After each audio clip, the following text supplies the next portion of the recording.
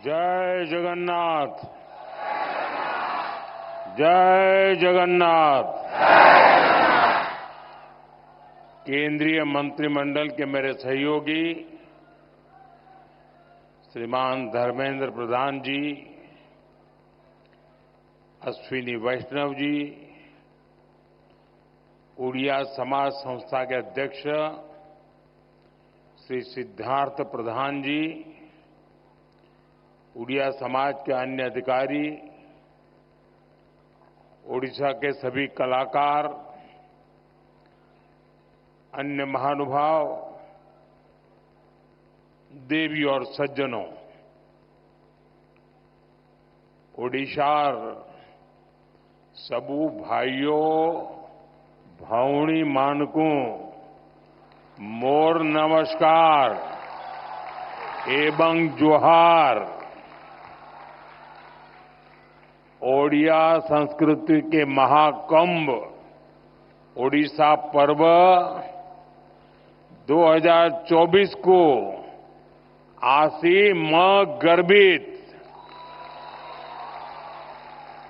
आपण मानकू भेटी मु बहुत आनंदित। मैं आप सबको और ओडिशा के सभी लोगों को ओडिशा पर्व की बहुत बहुत बधाई देता हूं। इस साल स्वभाव कवि गंगाधर मेहर की पुण्यतिथि का शताब्दी वर्ष भी है। मैं इस अवसर पर उनका पुण्य स्मरण करता हूं, उन्हें श्रद्धांजलि देता हूं। मैं भक्त दासिया बावरी जी, भक्त सालवेग जी, उड़िया भागवत की रचना करने वाले श्री जगन्नाथ दास जी को भी आदरपूर्वक नमन करता हूं। ओडिशा निजर सांस्कृतिक विविधता द्वारा भारत को जीवंत रखी बारे बहुत बड़ा भूमिका प्रतिपादन करी छी। साथियों, ओडिशा हमेशा से संतों और विद्वानों की धरती रही है। सरल महाभारत, उड़िया भागवत हमारे धर्म ग्रंथों को जिस तरह यहां के विद्वानों ने लोक भाषा में घर घर पहुंचाया, जिस तरह ऋषियों के विचारों से जन जन को जोड़ा, उसने भारत की सांस्कृतिक समृद्धि में बहुत बड़ी भूमिका निभाई है। उड़िया भाषा में महाप्रभु जगन्नाथ जी से जुड़ा कितना बड़ा साहित्य है। मुझे भी उनकी एक गाथा हमेशा याद रहती है। महाप्रभु अपने श्री मंदिर से बाहर आए थे और उन्होंने स्वयं युद्ध का नेतृत्व किया था। तब युद्ध भूमि की ओर जाते समय महाप्रभु श्री जगन्नाथ ने अपनी भक्त माणिक्या गौड़िण के हाथों से दही खाई थी। ये गाथा हमें बहुत कुछ सिखाती है। ये हमें सिखाती है कि हम नेक नियत से काम करें तो उस काम का नेतृत्व खुद ईश्वर करते हैं। हमेशा, हर समय, हर हालत में ये सोचने की जरूरत नहीं है कि हम अकेले हैं। हम हमेशा +1 होते हैं। प्रभु हमारे साथ होते हैं। ईश्वर हमेशा हमारे साथ होते हैं। साथियों, ओडिशा के संत कवि भीम भोई ने कहा था, मो जीवन पछे नर के, पड़ी थाउ जगत उद्धार हेऊ। भाव ये कि मुझे चाहे जितने ही दुख क्यों न उठाने पड़े, लेकिन जगत का उद्धार हो, यही उड़ीसा की संस्कृति भी है। ओडिशा सबू जुगरे समग्र राष्ट्र एवं पूरा मानव समाज सेवा करी छी। यहां पूरी धाम ने एक भारत श्रेष्ठ भारत की भावना को मजबूत बनाया। ओडिशा की वीर संतानों ने आजादी की लड़ाई में भी बढ़ चढ़कर देश को दिशा दिखाई थी। पाइका क्रांति के शहीदों का ऋण हम कभी नहीं चुका सकते। ये मेरी सरकार का सौभाग्य है कि उसे पाइका क्रांति पर स्मारक डाक टिकट और सिक्का जारी करने का अवसर मिला था। साथियों, उत्कल केसरी हरे कृष्ण मेहताब जी के योगदान को भी इस समय पूरा देश याद कर रहा है। हम व्यापक स्तर पर उनकी 125वीं जयंती मना रहे हैं।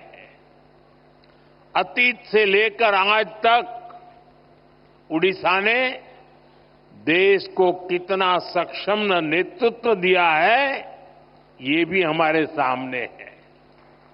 आज उड़ीसा की बेटी आदिवासी समुदाय की द्रौपदी मुर्मू जी भारत की राष्ट्रपति है। ये हम सभी के लिए बहुत ही गर्व की बात है। उनकी प्रेरणा से आज भारत में आदिवासी कल्याण की हजारों करोड़ रुपयों की योजनाएं शुरू हुई हैं। और ये योजनाएं सिर्फ ओडिशा के ही नहीं, बल्कि पूरे भारत के आदिवासी समाज का हित कर रही है। साथियों, ओडिशा माता सुभद्रा के रूप में नारी शक्ति और उसके सामर्थ्य की धरती है। ओडिशा तभी आगे बढ़ेगा जब ओडिशा की महिलाएं आगे बढ़ेगी। इसलिए कुछ ही दिन पहले मैंने ओडिशा की अपनी माताओं बहनों के लिए सुभद्रा योजना का शुभारंभ किया था। इसका बहुत बड़ा लाभ ओडिशा की महिलाओं को मिलेगा।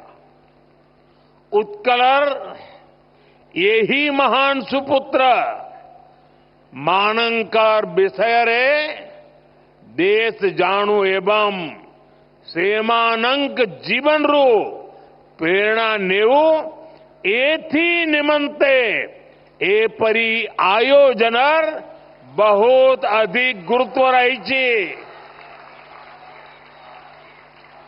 साथियों, इसी उत्कल ने भारत के समुद्री सामर्थ्य को नया विस्तार दिया था। कल ही उड़ीसा में बाली यात्रा का समापन हुआ है। इस बार भी 15 नवंबर को कार्तिक पूर्णिमा के दिन से कटक में महानदी के तट पर इसका भव्य आयोजन हो रहा था। बाली यात्रा प्रतीक है कि भारत का उड़ीसा का सामुद्रिक सामर्थ्य क्या था। सैकड़ों वर्ष पहले जब आज जैसी टेक्नोलॉजी नहीं थी, तब भी यहां के नाविकों ने समुद्र को पार करने का साहस दिखाया। हमारे यहां के व्यापारी जहाजों से इंडोनेशिया के बाली, सुमात्रा, जावा जैसे स्थानों की यात्राएं करते थे। इन यात्राओं के माध्यम से व्यापार भी हुआ और संस्कृति की भी एक जगह से दूसरी जगह पहुंची।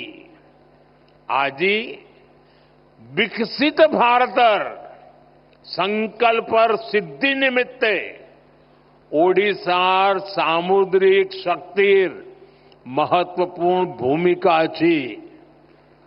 साथियों, ओडिशा को नई ऊंचाई तक ले जाने के लिए 10 साल से चल रहे अनवरत प्रयास आज ओडिशा के लिए नए भविष्य की उम्मीद बन रहे हैं।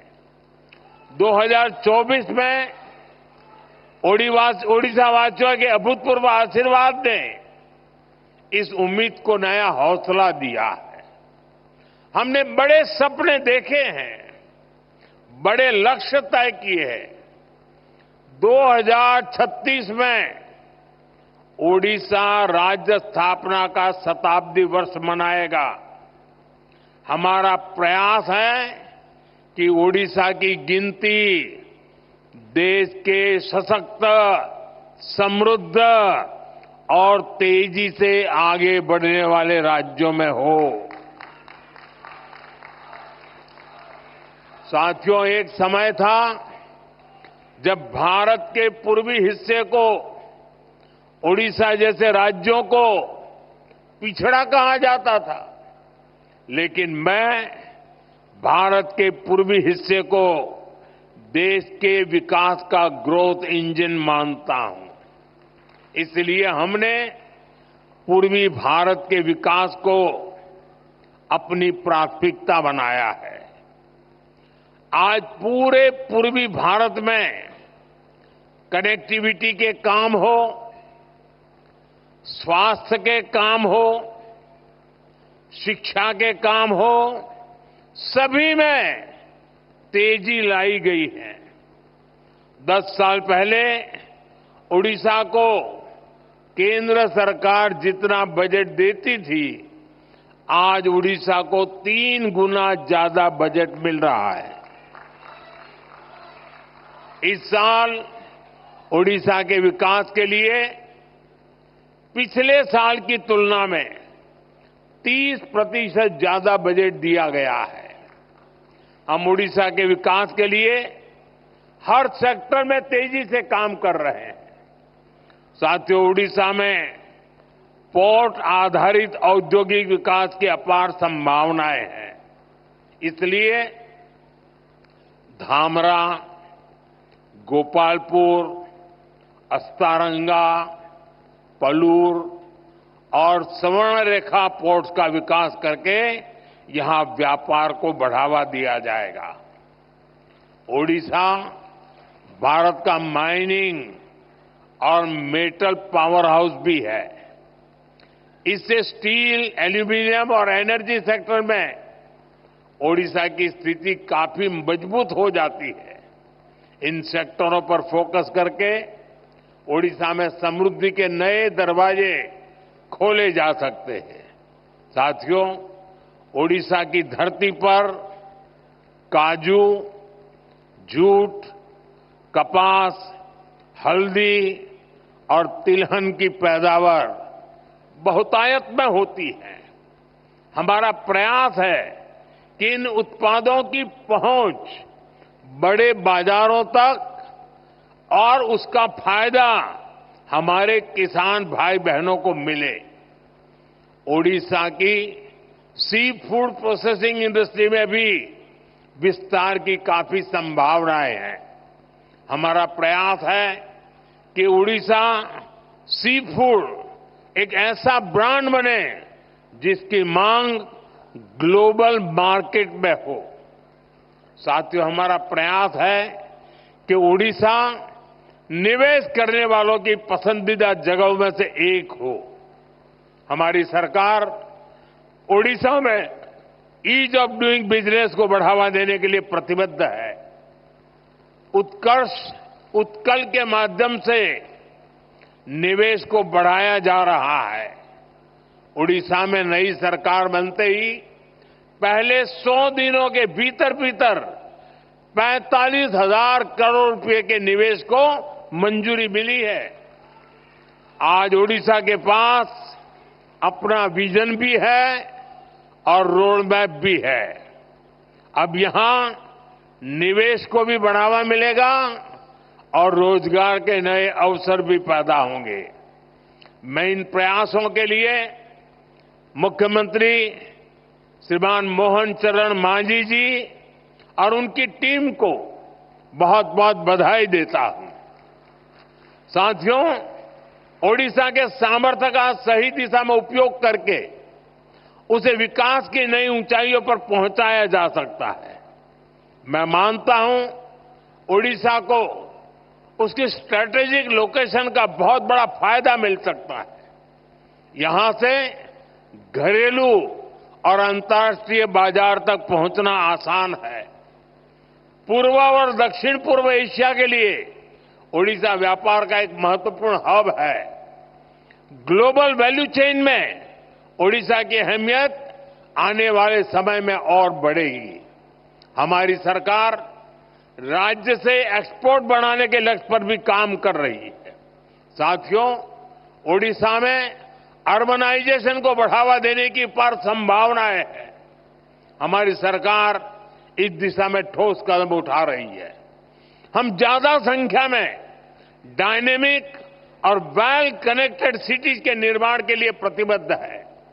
हमें ओडिशा के टियर 2 शहरों में भी नई संभावनाएं बनाने का भरपूर हम प्रयास कर रहे हैं। खास तौर पर पश्चिम ओडिशा के इलाकों में जो जिले हैं, वहां नए इंफ्रास्ट्रक्चर से नए अवसर पैदा होंगे। साथियों, हायर एजुकेशन के क्षेत्र में ओडिशा देश भर के छात्रों के लिए एक नई उम्मीद की तरह है। यहां कई राष्ट्रीय और अंतर्राष्ट्रीय इंस्टीट्यूट हैं जो राज्य को एजुकेशन सेक्टर में लीड लेने के लिए प्रेरित करते हैं। इन कोशिशों से राज्य में स्टार्टअप इकोसिस्टम को भी बढ़ावा मिल रहा है। साथियों, ओडिशा अपनी सांस्कृतिक समृद्धि के कारण हमेशा से खास रहा है। ओडिशा की विधाएं और किसी को सम्मोहित करती है, हर किसी को प्रेरित करती है।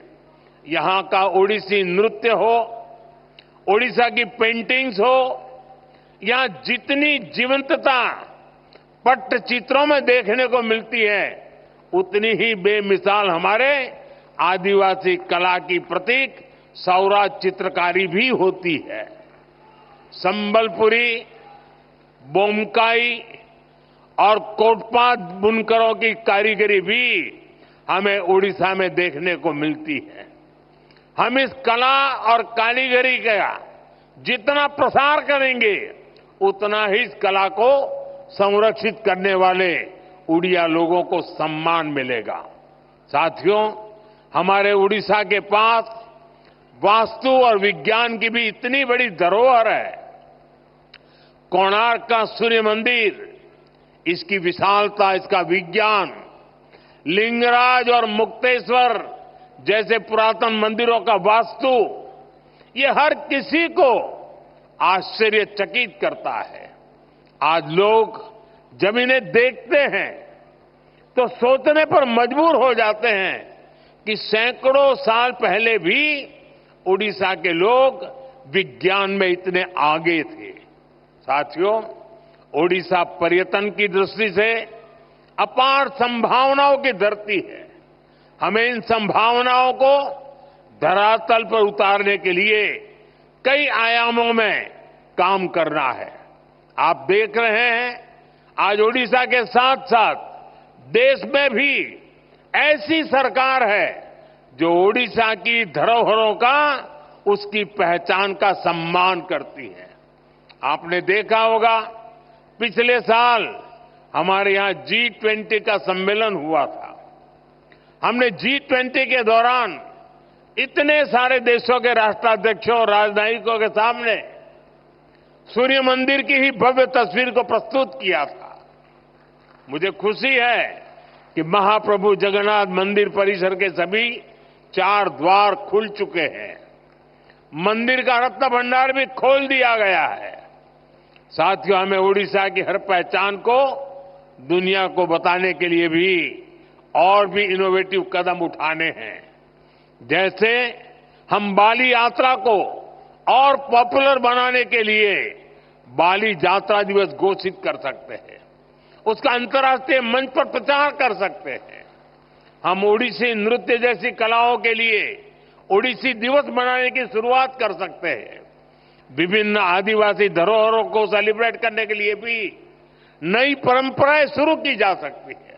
इसके लिए स्कूल और कॉलेजों में विशेष आयोजन किए जा सकते हैं। इससे लोगों में जागरूकता आएगी, यहां पर्यटन और लघु उद्योगों से जुड़े अवसर बढ़ेंगे। कुछ ही दिनों बाद प्रवासी भारतीय सम्मेलन भी विश्व भर के लोग इस बार उड़ीसा में भुवनेश्वर में आने वाले हैं। प्रवासी भारतीय दिवस पहली बार उड़ीसा में हो रहा है। ये सम्मेलन भी उड़ीसा के लिए बहुत बड़ा अवसर बनने वाला है। साथियों, कई जगह देखा गया है बदलते समय के साथ लोग अपनी मातृभाषा और संस्कृति को भी भूल जाते हैं, लेकिन मैंने देखा है उड़िया समाज चाहे जहां भी रहे अपनी संस्कृति, अपनी भाषा, अपने पर्व त्योहारों को लेकर हमेशा से बहुत उत्साहित रहा है। मातृभाषा और संस्कृति की शक्ति कैसे हमें अपनी जमीन से जोड़े रखती है, ये मैंने कुछ दिन पहले ही दक्षिण अमेरिका के देश गयाना में भी देखा। करीब 200 साल पहले भारत से सैकड़ों मजदूर गए, लेकिन वो अपने साथ रामचरितमानस ले गए, राम का नाम ले गए। इससे आज भी उनका नाता भारत भूमि से जुड़ा हुआ है। अपनी विरासत को इसी तरह सहज कर रखते हुए जब विकास होता है तो उसका लाभ हर किसी तक पहुंचता है। इसी तरह हम ओडिशा को भी नई ऊंचाई पर पहुंचा सकते हैं।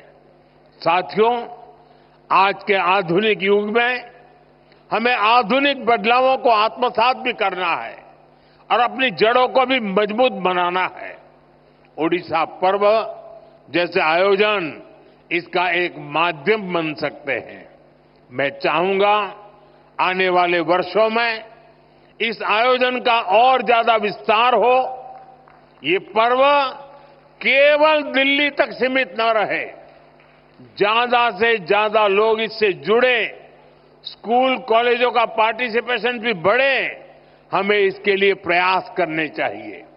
दिल्ली में बाकी राज्यों के लोग भी यहां आए, ओडिशा को और करीबी से जाने, ये भी जरूरी है।